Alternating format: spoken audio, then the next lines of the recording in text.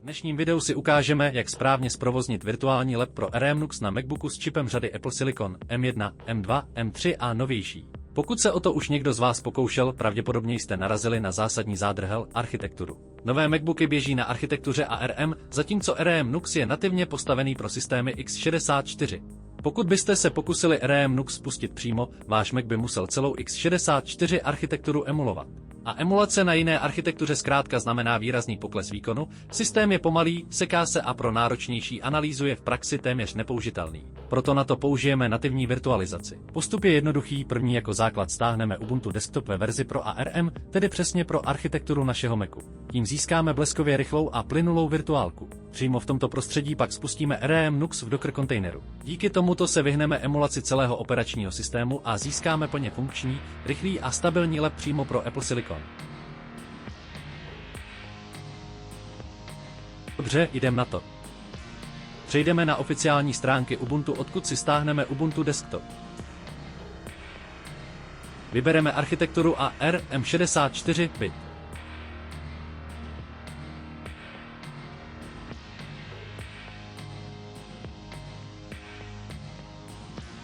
Přejdeme do programu UTM. Pomocí tlačítka plus vytvoříme novou virtuálku a vybereme možnost virtualizace. Linux.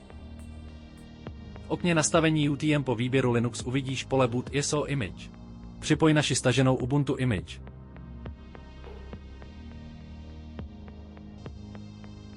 Přiřaď 8 GB RAM paměti a 4 jádra. Samotné Ubuntu si po startu vezme až 2 GB paměti a 2 jádra.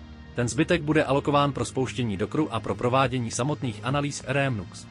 Zbytek může zůstat v základním nastavení.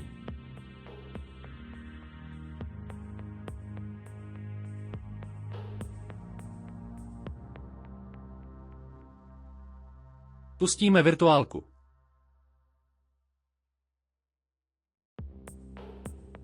Hned první možnost Try to install Ubuntu.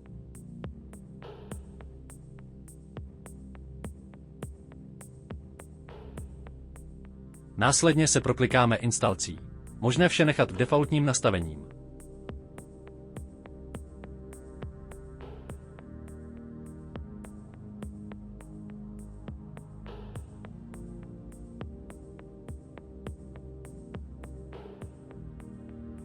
Zvolte si jméno pro váš účet a heslo.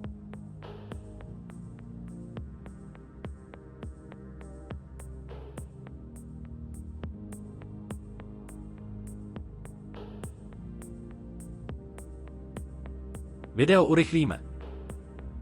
Instalace doběhla. Teď Ubuntu restartujeme. Konzolové okno nás vyzve k odpojení instalačního média. V pravém rohu okna vybereme ikonu CDčka. Vybereme náš ISO soubor a dáme eject. Zkontrolujte, že se podařilo. Následně klávesa Enter.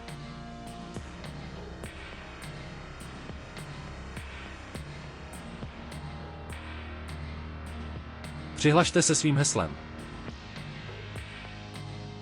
První fázi máme za sebou. Jdeme na instalaci Docker Image. Otevřete si terminál. Všechny příkazy najdete dole v komentáři pod videem. Nejdříve si updateneme a upgradeneme systém.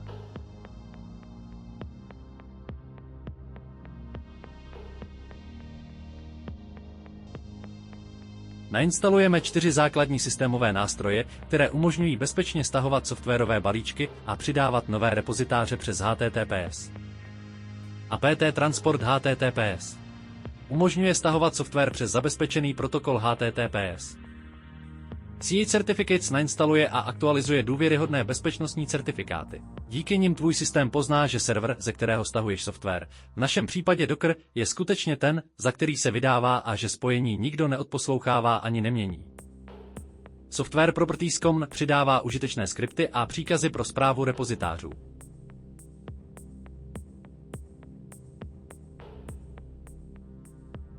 Stáhne oficiální GPG klíč od Dockeru z jejich oficiálních stránek. Tento klíč se následně uloží v binární podobě do systému.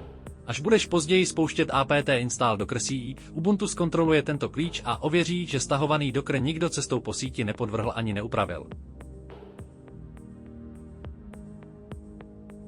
připojíme repozitář Dockeru. Tento příkaz automaticky zjistí naši architekturu, tedy ARM64 a verzi Ubuntu. Z toho sestaví přesnou adresu repozitáře Dockeru a uloží ji do konfiguračního souboru Docker list. Díky tomu pak stačí napsat sudo apt update a Ubuntu už o Dockeru bude vědět. Teď stáhneme a nainstalujeme samotný Docker. Docker CE Community Edition. Jde o samotné jádro Dockeru. Poběží na pozadí jako služba a bude se starat o vytváření, spouštění, síťování a správu kontejnerů. Docker CE Command Line Interface je nástroj pro příkazovou řádku, přes který s Dockerem budeme komunikovat. A Container.io, což je modul runtime, který fyzicky spravuje kontejnery na úrovni operačního systému. Uděláme si výjimku, abychom při spouštění Dockeru nemuseli stále psát sudo. Pro provedení změn je třeba restartovat Ubuntu.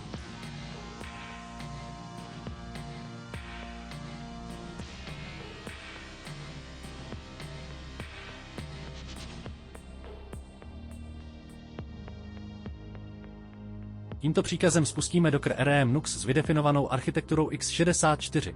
Příkaz RM automaticky smaže kontejner okamžitě po jeho ukončení. Díky tomu si nepřeplňuješ disk starými zastavenými kontejnery. Remnux distro je název Docker obrazu, takzvaná image.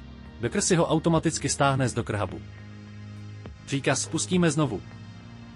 Vyskočí nám chyba exec format error, což znamená, že systém zkusil spustit binárku skompilovanou pro instrukční sadu x64, ale náš procesor ji na úrovni jádra nedokázal přímo vykonat. Tomu dochází proto, že platforma Linux AMD 64 řekla Dockeru, aby stáhl AMD 64 obraz, ale náš systém nemá aktivní nebo správně nakonfigurovanou emulaci, která překládá instrukce x86 na ARM.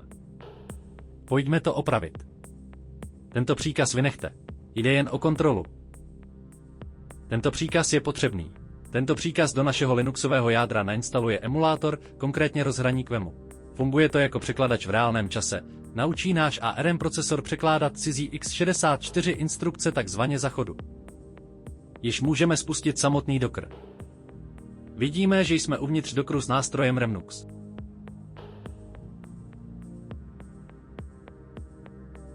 Pro jednoduché spouštění Docker RM Nux si na ploše vytvoříme jednoduchou aplikaci. Vytvoříme si skript, do kterého nakopírujeme následující text. Jde o spouštěč prostředí RM Nux v Dockeru, který navíc řeší předávání souborů z našeho počítače do kontejneru a automatickou opravu emulace. Pro nahrávání vzorků do RM Nux k analýzám si vytvoříme takové překladiště z naší složky Downloads. Uvnitř Dockeru se ta složka jmenuje malware. Skript uložíme pomocí Ctrl-O a vrátíme se do terminálu pomocí Ctrl-X. Nyní uděláme náš skript spustitelný. Vytvoříme spouštěč aplikace. Vložíme do něj následující text. Ten má za cíl spouštět náš předešlý skript. Pozor, tak vašemu skriptu v předcházejícím kroku bude jiná než u mě. Upravte si ji dle vlastního nastavení. Opět uděláme aplikaci spustitelnou. Musíme to zaškrtnout i pomocí pravého tlačítka na samou ikonku na ploše. Vyberte Allow Launching. Pojďme to otestovat. Vypadá to, že to funguje. Zkontrolujeme ještě, zda máme připojené naše překladiště. Pomocí příkazu ls nic v aktuálním adresáři nevidíme. Pojďme na Ubuntu do složky Downloads něco stáhnout.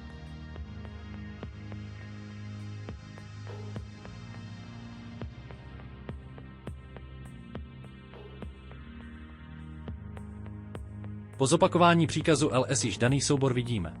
Překladiště funguje a my máme hotovo.